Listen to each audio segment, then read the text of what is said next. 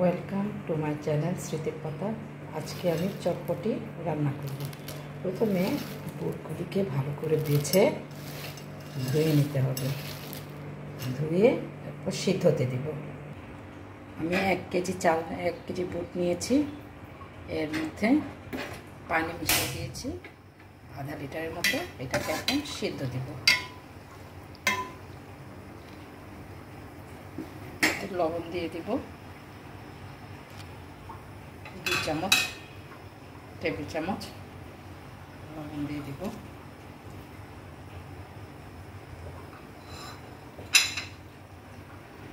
লবণ দিয়ে এটাকে জাল দিব। একটি ফ্রাই প্যানে তেল নিয়ে নিয়েছি। এর মধ্যে ফুচকাগুলি ভেজে দেব।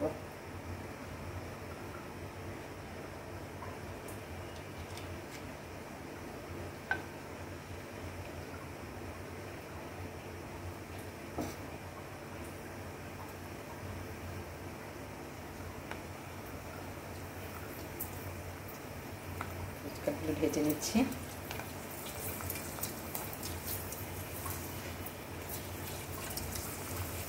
ঘরে বানানো ফুচকা। আরো কতগুলো ফুচকা ভেজে নিচ্ছি।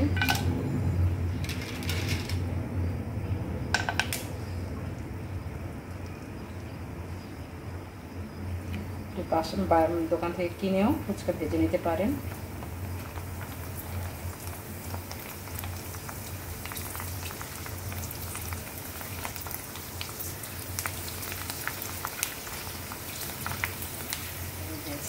ফুচকা ভাজা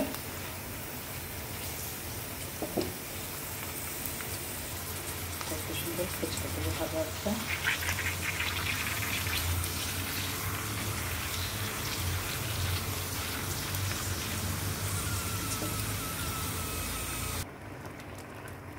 সিদ্ধ হয়ে গেছে, একদম সিদ্ধ হয়ে গেছে। নামিয়ে রাখবো।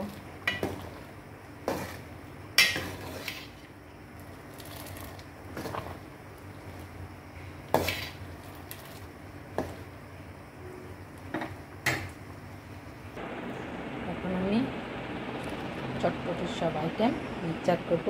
বুটটা সিদ্ধ করে নিয়েছি, এখন একদম সিদ্ধ হয়ে গিয়েছে, ভেঙে যেতে হবে। শসা নিয়েছি, লেবু নিয়েছি, পেঁয়াজ নিয়েছি, কাঁচামরিচ দেওয়া যায় নাও দেওয়া যায় ইচ্ছা।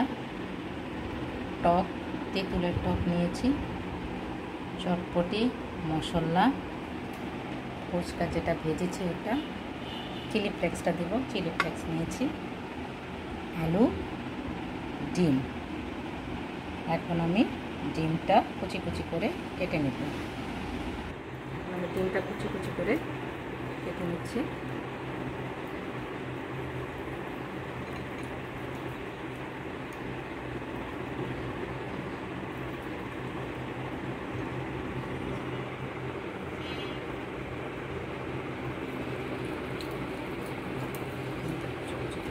কেটে নিচ্ছে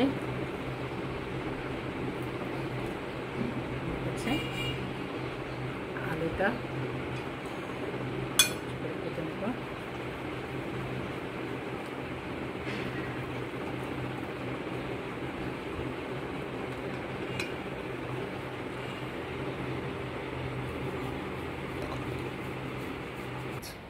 হয়ে গেল সুস্বাদু মজাদার চটপটি।